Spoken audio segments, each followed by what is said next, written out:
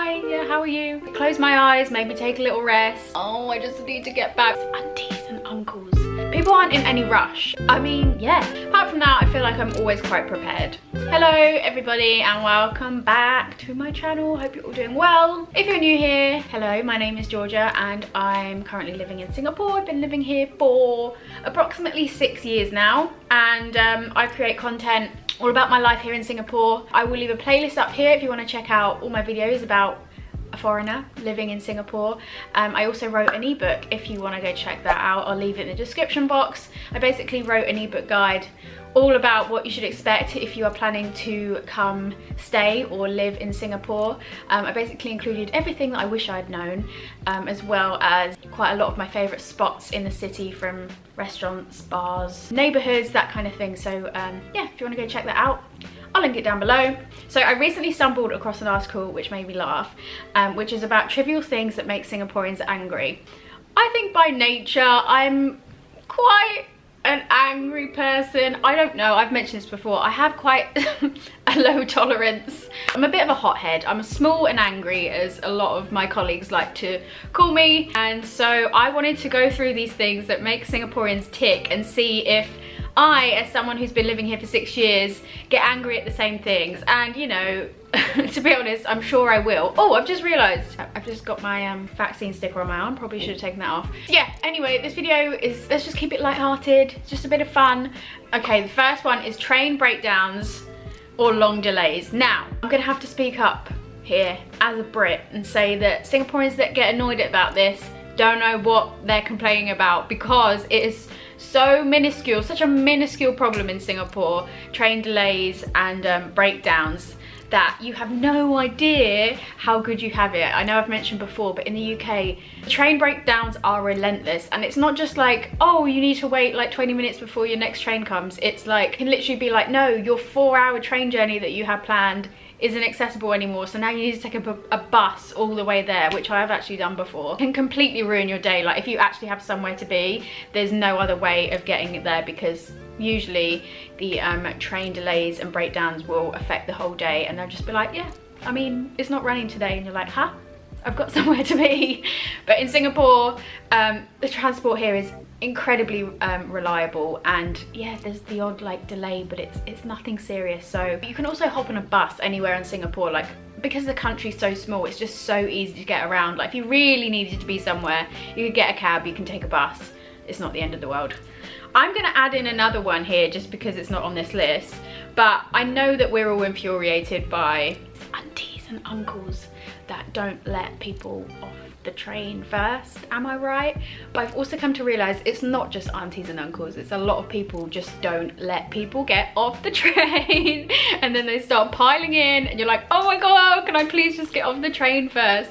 Okay, before I continue being triggered, I just wanted to let you guys know about today's sponsor, which is Lingoda. So if you guys are looking to learn a new language for yourself, Lingoda is an online language school, and they actually pay you to learn new languages if you attend all of your online classes. I know it sounds too good to be true, but it's actually an amazing incentive, because it actually encourages you to turn up, show up to those classes every single day and put the work in. Lingoda classes are currently run on Zoom, and I've been taking classes one-on-one with my French teacher and brushing up on my French skills. I couldn't actually believe how much French I still remembered from high school, and it's just been super fun to brush up on basic vocabulary. French is one of my all-time favorite languages, so it feels good to be learning something new again. So once again, Lingoda is hosting a language sprint, which is basically an intensive language course where students are challenged to take language classes for 3 months straight. And if you attend all your classes, they give you up to 100% of your money back. And also, if you only attend 15 classes in the 3 months, you still get 50% of your money back. Languages you can learn include English, Spanish, German, French, and business English. If you feel like challenging yourself to learn a new language, you can sign up to the sprint until October 15th. And then the course starts on October 31st. So yeah, if you guys are up for the challenge, you can click the link down below and use my voucher to get yourself a discount. Both plans do require a $49 deposit, and each plan will be paid in 3 monthly installments. Okay, slow walkers who are distracted by their phones. The funny thing is, someone kept telling me, or a few of you kept telling me, they were like, Georgia, didn't you know that Singaporeans are some of the fastest walkers in the world? And I was like, I'm sorry, I don't know who took that survey, but I have to say that it's completely false. I would say in Singapore, Singaporeans are probably some of the slowest walkers I've ever encountered. People aren't in any rush, and as someone that came from working in London, like if you work in London, you have to be fast. Like people are darting through the underground, we're speed walking everywhere, and I'm not sure why. It's just, I don't know, but now it's just a habit that I have. So I'm a really fast walker, and I can't stand it when people walk slowly in front of me. It drives me nuts. But yeah, let me know guys, do slow walkers bother you in Singapore, or do you just not care? I mean, I think it's a personal preference, especially the phone distraction thing. Like when I'm out and about, I actually don't look at my phone. I always have my AirPods in and I always listen to a podcast or something. But so many people are like watching TV shows as they're walking, or like on their phone. But I don't know how I don't think I'd be able to like function properly if I was constantly staring at a screen. I'd probably be run over within 5 minutes, knowing me. That's happened quite a lot actually, where I've got my AirPods in, and because I can't hear the car, I almost get run over. It's really bad. So maybe just no phones while we're walking. Maybe we just stop that now. Okay, the next one says people cutting the queue. I mean, yeah. I don't think that just annoys Singaporeans. I think that annoys everyone. Like anyone cutting the queue is instantly gonna get someone's back up. I'm pretty sure. I know it definitely annoys me. So breaking or holding the queue for your mates definitely results in a sweat-filled rant from a hothead in line.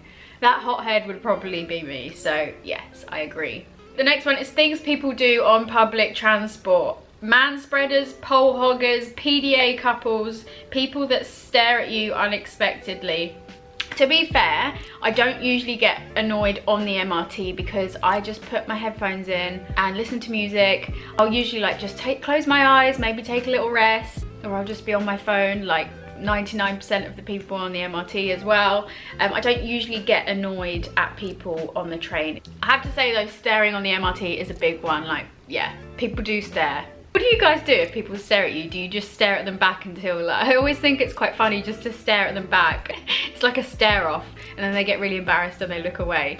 But you can always usually feel if someone's staring at you, right? It's like their eyes are burning into your head, like you can just feel it. Okay, the next one says sudden rain, and I have to say, if you're in Singapore, you're just gonna have to be prepared for the downpour that could come at any second. It's always unpredictable. I'm usually quite lucky. I don't usually get caught in a storm, but I always carry an umbrella with me. I always make sure that I'm prepared just in case. To be honest, if I wasn't prepared with an umbrella, I can see how it would be really annoying, because I'd be like, oh, for God's sake.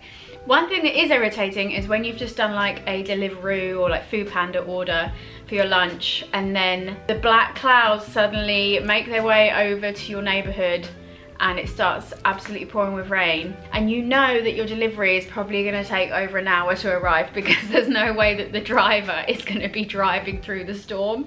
That is one time that sudden rain can be frustrating, but apart from that, I feel like I'm always quite prepared. Okay, let's do this last one. It says, when your lift is full and the door is closing and someone presses the lift button again.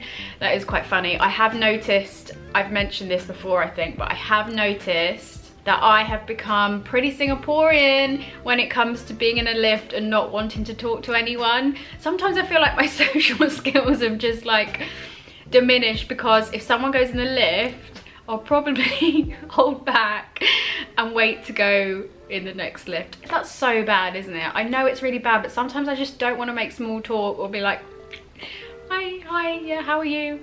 I'd rather just, I don't know, I've become so antisocial, I swear. I mean, I haven't. I'm a pretty social person, but when it comes to like being in a lift with strangers, there's something very Singaporean about just like putting your head down and not wanting to talk to anybody. Or like when you get in the lift, you're going down and then it stops at like every level to let more people in, and you're like, oh, I just need to get back. Or like you've got a grab waiting downstairs for you and you end up taking 5 minutes just to get down. yeah, I mean, this has been a really positive video, hasn't it? Again, like I said, this is all light-hearted, it's all in jest. If these are the only things we've got to worry about in life, then we're not doing too badly. I hope you enjoyed this video, guys. Please do leave your comments below, your thoughts. Do you agree with me? Do you disagree? Thank you guys so much for watching. As always, please thumbs up the video if you enjoyed it. It helps me out so much.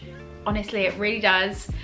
Just hit that like button, subscribe if you want to see more from me, and if you want to go follow me on Instagram, you can find me at The Vintage Vision. I post stories there every single day, and you get to see more of my life in Singapore. A big thank you to Lingoda for sponsoring the video. Remember to check out the link below if you want to join the sprint, and I will see you guys in my next video. Bye!